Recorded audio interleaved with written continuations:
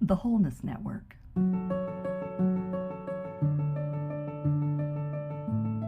Awaken to the reality of wholeness.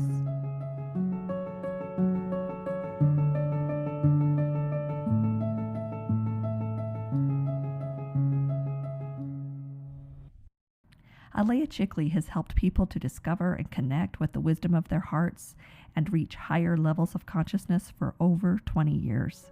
Heart-centered therapy she created is globally recognized and acclaimed healing and transformational process.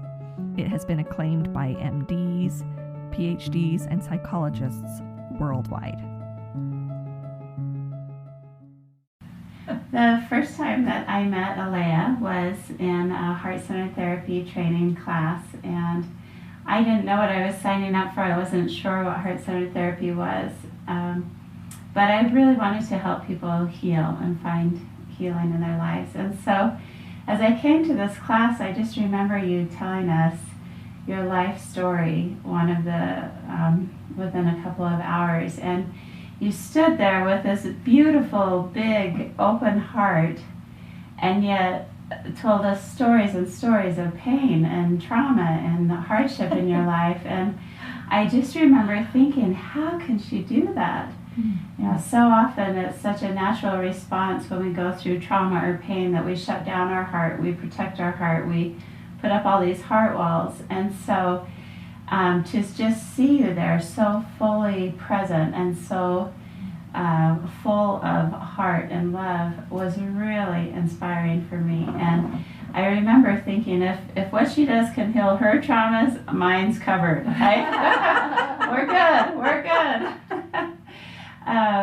And I had just never felt really in my whole life someone with such an open heart, and that taught me, just being in your presence for 4 days taught me as much as the class material and what I was trying to learn. So share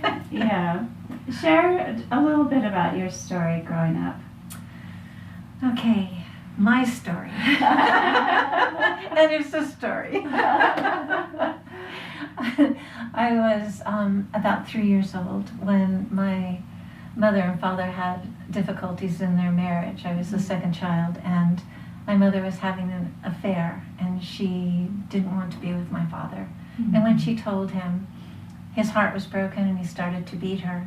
And it came to the place where he tried to kill her. And at that time, of course, it was too dangerous for her to stay. And she left, but she forgot to take us with her. So my father took us to his mother's, and eventually they worked out their divorce, and they both remarried when I was 5 years old. And my father was always had his difficulties, his pain, and my mom was fortunate enough to find this incredible man that she just deeply fell in love with and just embraced her, so she was able to move forward.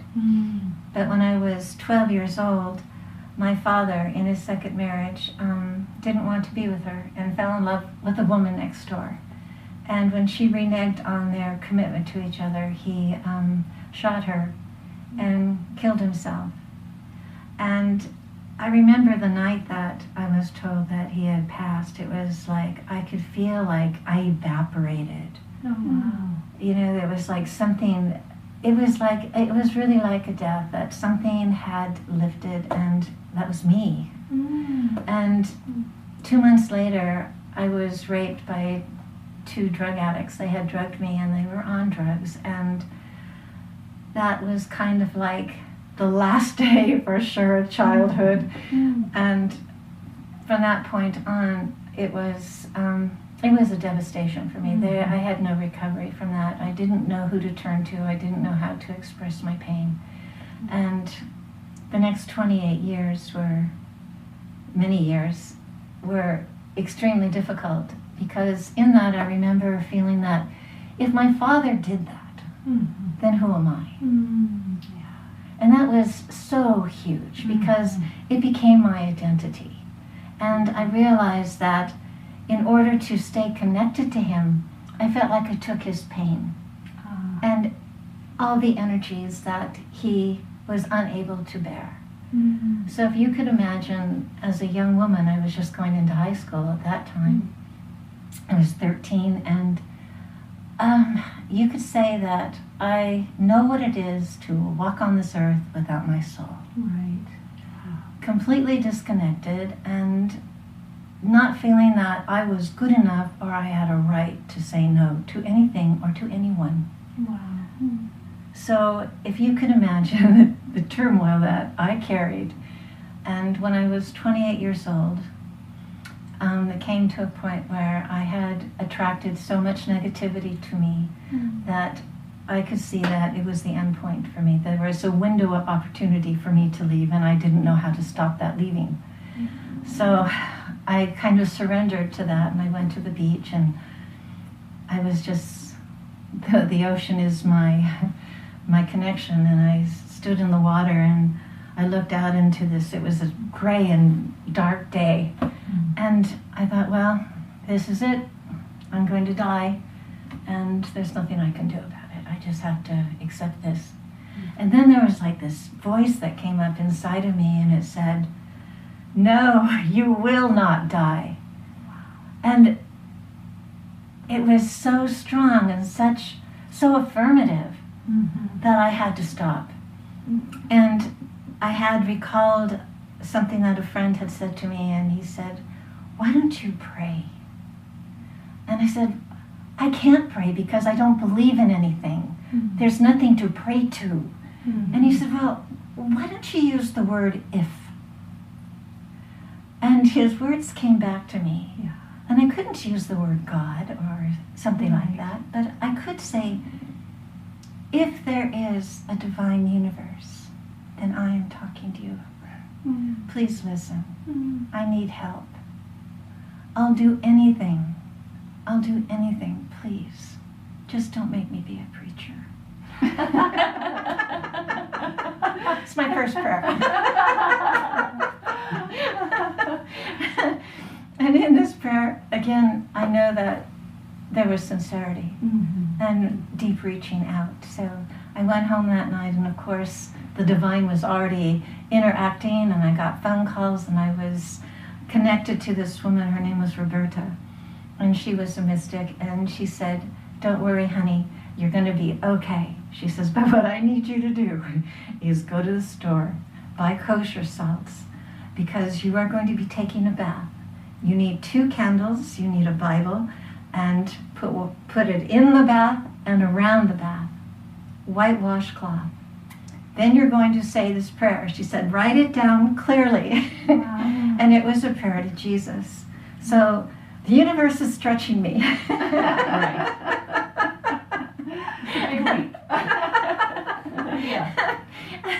I took this prayer and I put it on the side of the bathtub, and I was crying, and I was reading this prayer, and I was washing myself and asking. It was a divine cleansing. It was to Jesus, asking for cleansing of my body, mind, and soul. And I washed myself, and there was a moment when I realized I hadn't washed the top of my head. And I took the washcloth and I put it over the top of my head, and suddenly there was this light that shot through me with such a force that it knocked me against the back of the bathtub. It had sound, it had feeling, it had power, and I was quite mystified. And I laid there, and I remember the sound, the feeling of the water rocking back and forth. And when it calmed, there was this stillness that I knew that my life would never be the same again. That I had reconnected to my soul. And that was like the greatest thing that could ever happen to a young girl walking around this planet without a soul. So I got up out of the tub, and I knew that my life would be okay, that I was safe. And I heard that my responsibility was, now that I had my soul, I had to listen. So I promised I would listen, and I was also guided, no TV, no music with words, no newspaper. So those are the days of newspapers.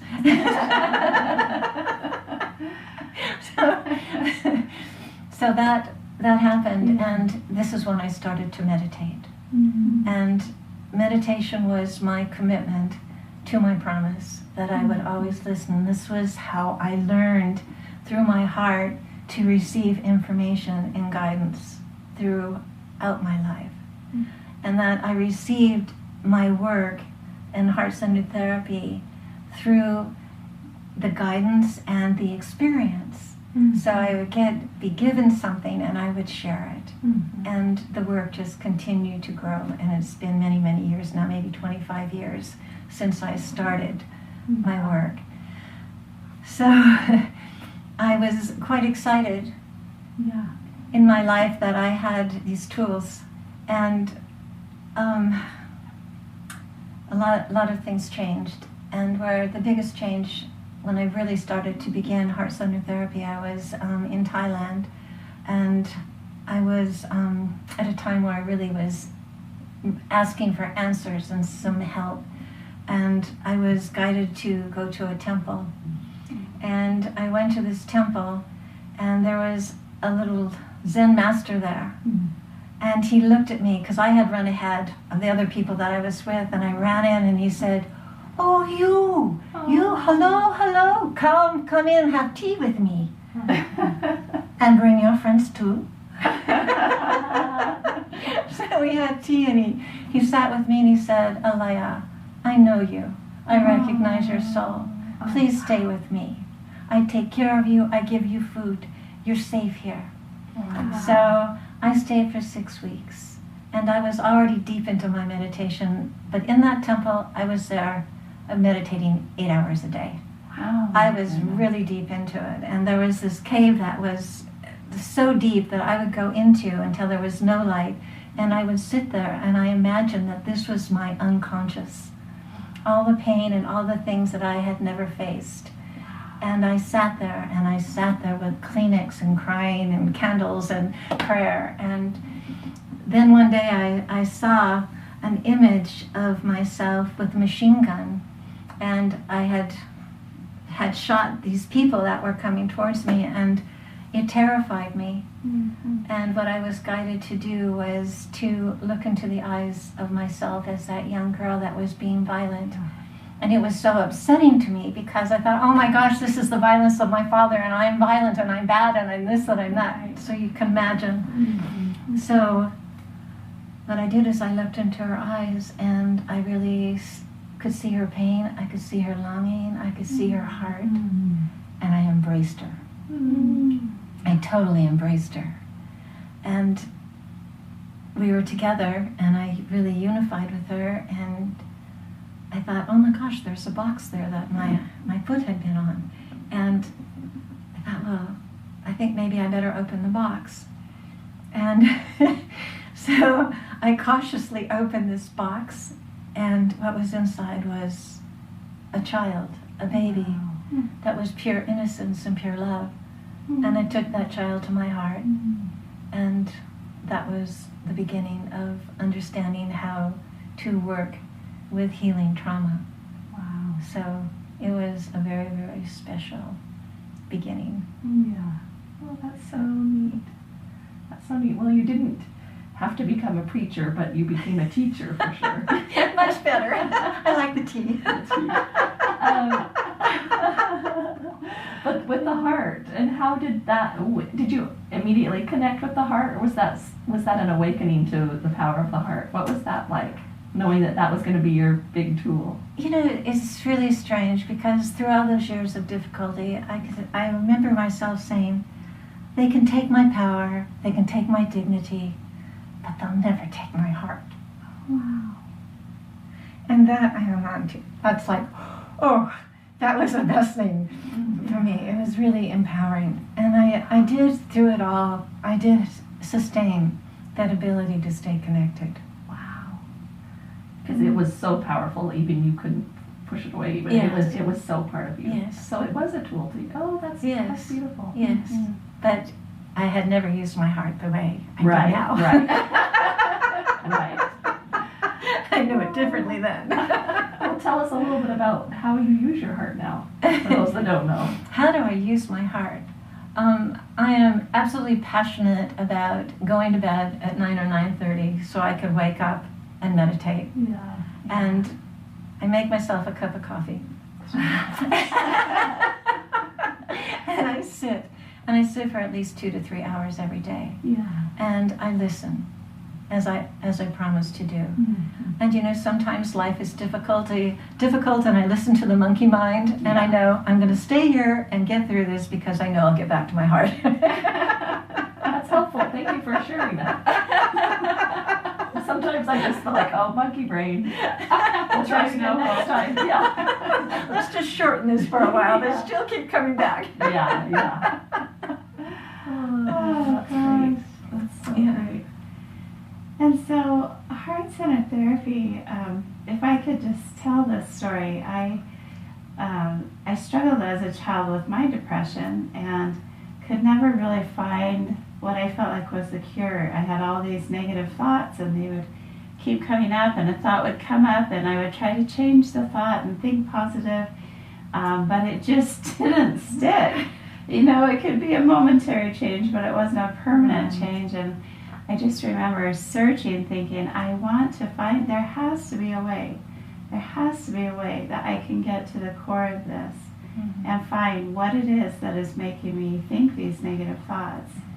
And that search went on for a long time until I found you. And to me, that is the power of heart-centered therapy. It can take you back to those traumatic moments, but really find resolution and healing of those core traumas of our lives that have changed our belief about ourselves and our life and the world. And so how did that evolve into a process that you teach? How did you find that method of healing? Did it start with yourself? Well, I've found that whenever we have an unresolved emotion in our bodies and it creates us coming out of our sacred design, that it has something to do with something that happened when we were children. When you understand that perhaps the emotion, if you connect to it, says, I'm sad, I'm lonely, I want to hide, I'm afraid of people. And you understand that and you resolve that, you look at that, those are the words and the feelings of the child that we're still holding in our bodies. So that once we resolve the emotion, we can actually go to the deeper unconscious. It's another level, it's not the whole thing, but to that place in time as children where that original trauma happened. So perhaps something happened that we felt that we were abused or unloved. And what happens is like, it's not so important what happened. Right. The story is not important. That's what I really in my heart know. It's what we decided. What did that mean to us? Did that mean that I have not a right to exist? Does that mean that I don't have value? Does that mean that I can't express myself? Does it mean I have like to your hide? interpretation of the story? Yes. Yeah. And what it means personally to me. Yes. If my father did that, then who am I? Right. It's kind of like that. Right. So once we make a decision about what that means, there's no space for the fullness of who we are. So we have to give up something. Right. If you give up your voice, then you give up a part of you that knows how to express. If you shut down your heart, then you give up the part of you that knows how to love and connect. So we give up our truth, our trust, our souls. Yeah. And because we know ourselves, we can track it. And usually we bury a part of ourselves, our little girl, or inside, you know, the part that's holding the trust or love. And we can access that. And when we look into the eyes of that part of ourselves, we can see that it is still pure, it is still brilliant and conscious and loving and waiting. Yes, very much so. Waiting to be seen. Waiting to be seen, yes, absolutely. And once we see it, and once we hold that beam of love and connection, that part can integrate again. And once that part integrates again, the child has more strength. And then the child can actually connect to the parent, whoever is holding or is engaged in that trauma as well. And then we can hold space for our mothers and fathers. Because we look at that, it's like we start to understand, oh, if my mother isn't confident and she's afraid and she's always feeling isolated, we learn that. Right. Right? And we take that. And then we're one. So it's perfect to give up something because mom already did it. Right. And now I'm just like mom, and now I fit. Right. Right? You fit into the little picture. So as we look at that and we are allowed to express, to speak to our parents, to listen to their hearts, we understand that they had a lot of pain that they never knew how to deal with, that they have never been able to resolve their own issues. So what we do is that we help, actually the child is the hero, and holds a place and support for the parents to be able to heal. And our parents need to heal. Yeah. Why? Because we need them to love us. They're the resource. Yeah. So once they're okay, then that bond of love will come. Yeah. And then everything's different. And our parents really do get to change. Yeah. And when we go a bit further, when we look at within the family dynamic, this just didn't happen either, that we look to the lineage. If it's mother, we look to her lineage. If the trauma's with the father, we look to his. And we go back in time and we're able to access, sometimes hundreds of years, sometimes thousands of years, an original trauma that was so unbearable that there was a decision that was made. Say perhaps if it was a famine or a war or loss of children, so many things can happen, right? And it's so painful. How am I going to bear this? Yeah. They make a decision perhaps, I won't feel. I'll just seal myself. I'll numb myself. I'll protect myself. I'll never love again. I'll never open again. I'll be responsible, but that other part, no, unbearable. So this decision, because the body reads it as a biological success, right? Says, I'll take that. Yeah. Yes, if this is what we have to do in order to survive, we will do it. Right. So this is passed down generations, and it doesn't make sense anymore. But when we can look at our mothers and to see that within her mother-father relationship, that she suffered the same thing and made the same decisions. And it goes back in time to the first one. So that we can actually support the ancestor to heal that trauma, engaging everybody that was involved in the trauma. And you see how it's so mirroring the family dynamic, that everybody takes a part in it. It's fascinating. And it's even more fascinating because everything is inside of us. That's the library that we have. We have the library and the access to all the information we need. And when we trust that, when we go to those places, it's incredible. So that we can actually heal a whole lineage of people and include everyone that was also engaged or involved. And what I've learned is that the ones that were perhaps responsible, let's call them the persecutors, right? Suffer more the ones that were persecuted. Because they are holding the energies of darkness or pain or anger or fear, and that is a burden of the soul, a deep, deep burden. Would you say because in order to do the perpetrating, they needed to be so wounded themselves? Yes. So that's compounded. Yes. Okay. Yes. And that wounding is also, once you, sometimes when you portray that onto a victim, the victim will become the persecutor. Right. As we see a lot in sexual violations. Yeah. The violated will become the violator, Right. which is difficult. Yeah. Well, you see if I don't want to be the victim, so my choice is perpetrator. Right.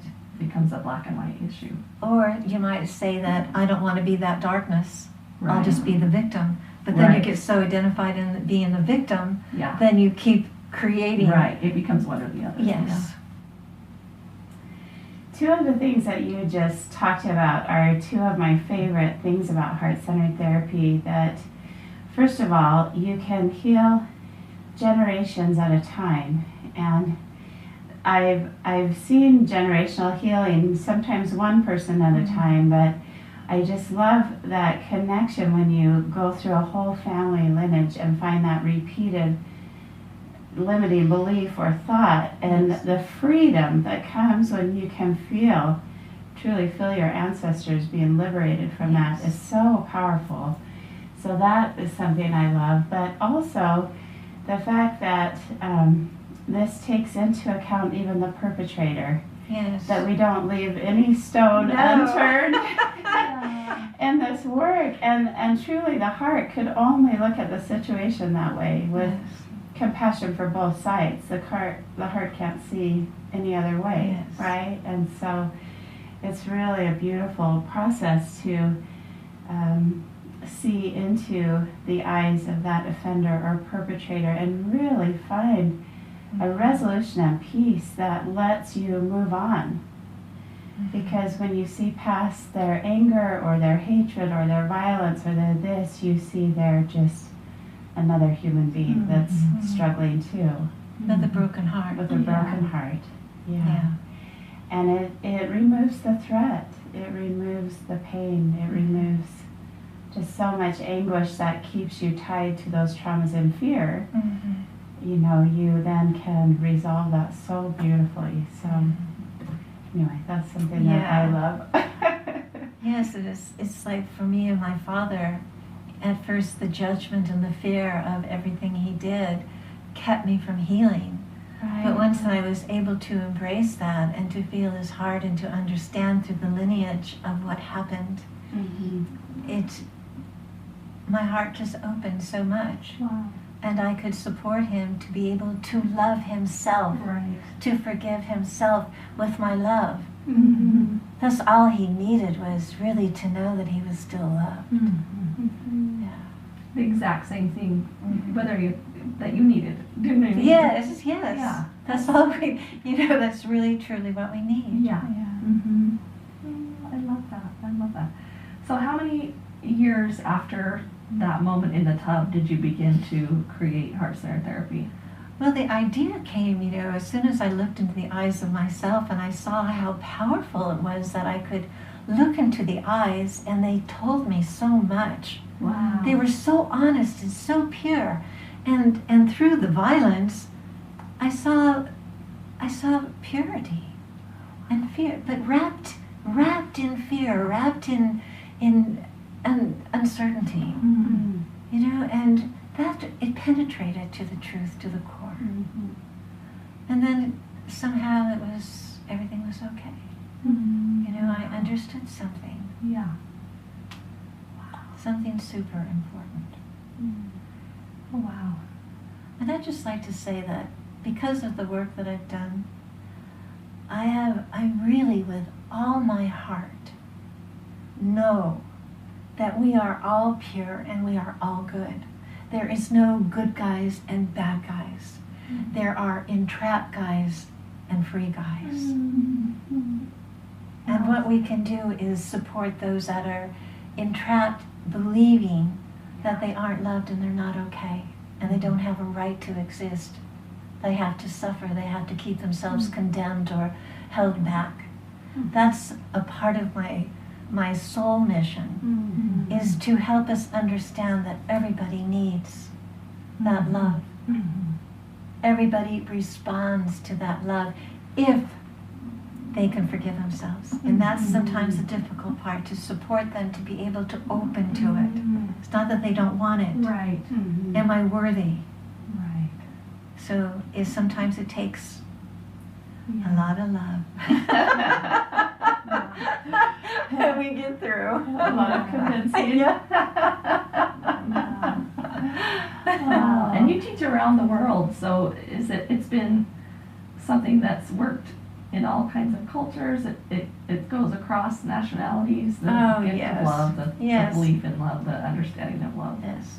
I've noticed that there's like different cultural issues in different countries, so that I start to understand, what they need and what their deeper issues are. That's fascinating. Like in Iceland, they're Vikings, if you can imagine, settled on an island that's really quite harsh environments, so that they lost a lot of children. They've starved, and they've been through so much, so that they become very strong and convicted to not feeling. Wow. Although they are very sensitive. So to help them to get beyond those barriers and to know that they're safe enough to be able to really come into this openness of sharing love. Wow. That's amazing. And you've talked about Germany before. Oh my gosh, Germany. I have a love affair with Germany, and to work with them, these are the grandchildren of the Nazi era. Yeah. And how much guilt they had carried, and the shame, and I remember understanding that one of the things that they held was that if it were me at that time, would I do it again? Yeah. Would I do the same thing? So there was like a disconnect from their trust in their goodness, in being able to make right decision. Wow. So that was a very strong That's point. fascinating. And it's in every country. It's just a little bit different. Wow. I love it, and it's so endearing, Yeah. Yeah. I love them. So one question for you, Alaya. You've talked so much about the relationship with mother and father, but there are people who have both parents living, and they don't have a good relationship they don't have that support, or they can't trust, or so what would you recommend for people like that who are struggling in their day-to-day life to find connection? Well, a session. Yes. Agreed. Always a session. Good idea. That really helps. It does.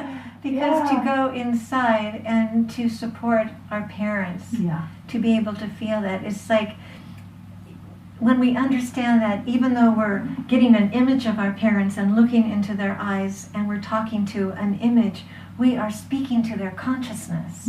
They are feeling us and they are hearing us. And sometimes they feel it without barriers, but they all feel it. Yeah.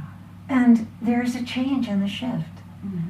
Because when we start seeing our parents differently, it affects them. If you could imagine, I've seen so often that a child, when they had no resource to fight back, the greatest power they had over their parent is to judge them and to not love them. Right? That'll get even with them, huh? Yeah. Gotcha. Right? So as long as they hold that lock and they see their parent in that judgment, then the parent is trapped in that as well. Yeah. Yeah. Our thoughts are really, really powerful, and they don't go unnoticed. So when we are able to shift that perception, because we understand on a deeper level of the problems and what they had to take on, then, and we can clear that, and they can speak to us as we go through the process, then it's very, very deep. And people do change, families do change. So the inner is really a strong ground to work on. If we understand that we are powerful in our hearts, and we can connect and speak to anybody and everyone, and they will listen. If we come with love. So great. So tell us a little bit about the classes there's the classes that you teach and what you do. Tell us there's 4 levels, is that right? Well, I have 4 classes. 4 classes. Okay, Yes. yeah. The first class is pretty much what we talked about now, and it's really important because we learn how to navigate from our hearts, and we know we get the confidence that we can heal anything. Mm-hmm. It's level 1, we have our wings. Yeah. And healing the transgenerational is super powerful. Yeah. So it gives us that confidence, and it's really an affirmation of the heart. Mm-hmm. You can't leave there feeling anything but empowered. True. True. And level 2, as we go in to the lineage, both lineages, well, actually we connect with the Mother, Father, Master Cell, which is, we have, do you want me to explain that? Great.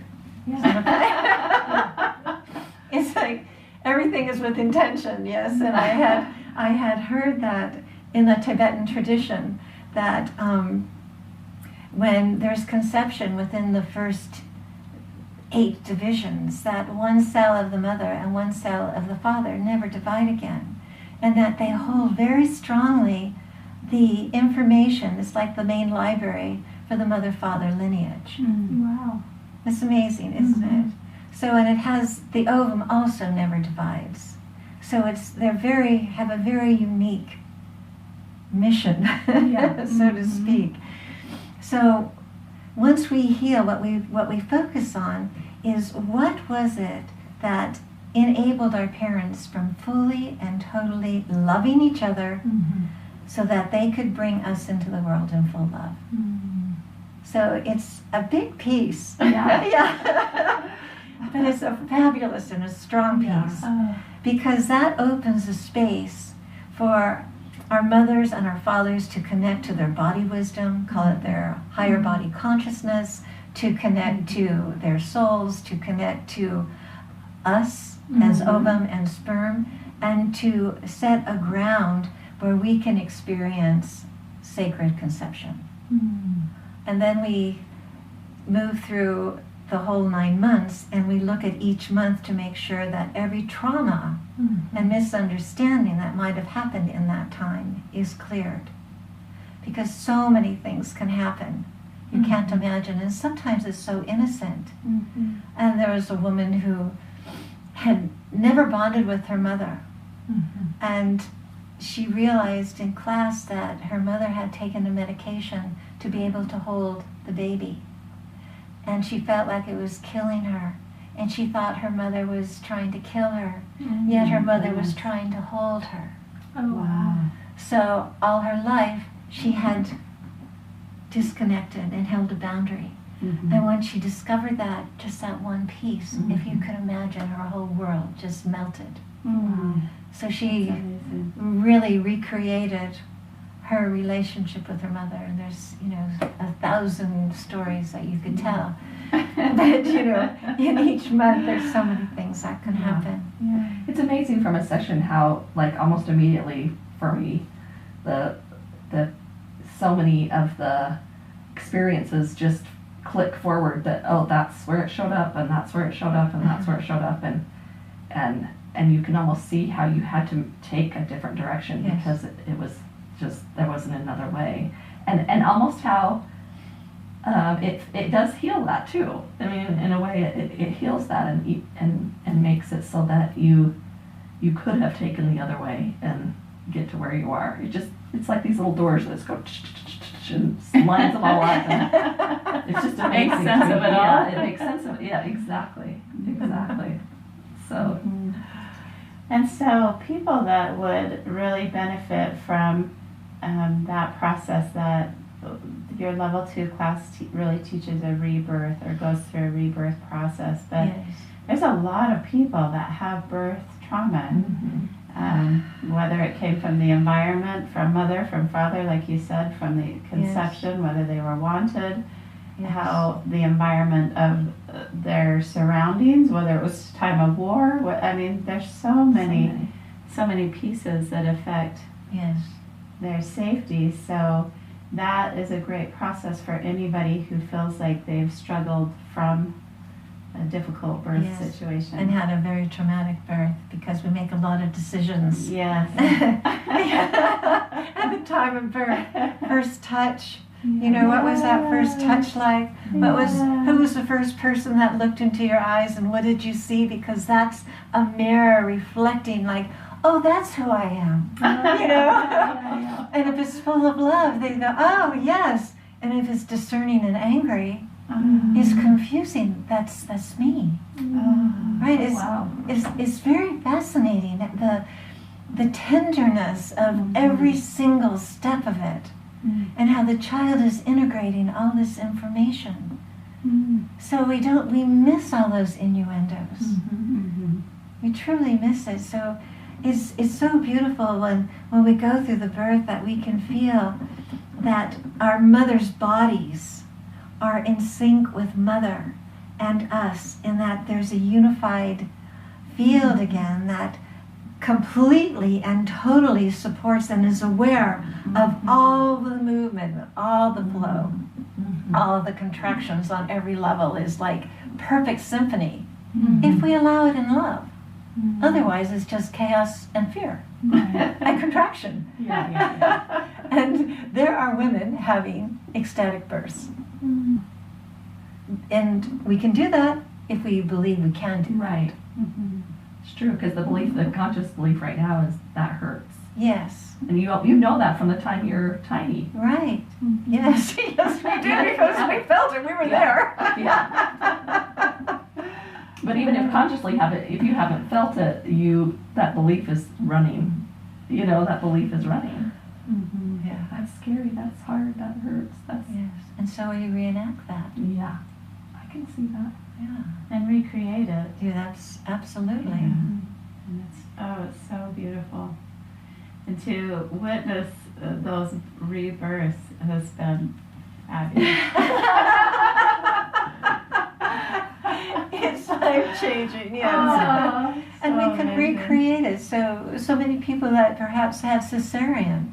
Yeah. You know, that is so traumatic because you don't have decision. You don't have the connection and the authority. Right. It's taken from you. Oh, wow. So you can recreate that, and you can move through the birth canal and know that you're in charge.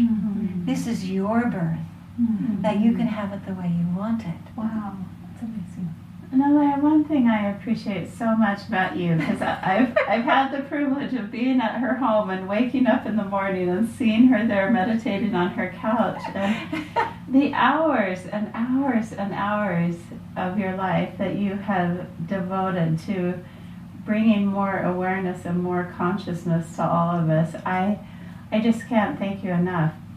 My life is different because of you, and I thank you for that. And the heart-centered therapy training has been so powerful for me, so I'm excited to help spread the world. And like Michelle said, you travel the world teaching this. You're out of the country as much as you're in the country, right? Yes. Teaching, and I'm so thankful for that people everywhere are getting this information. Thank you.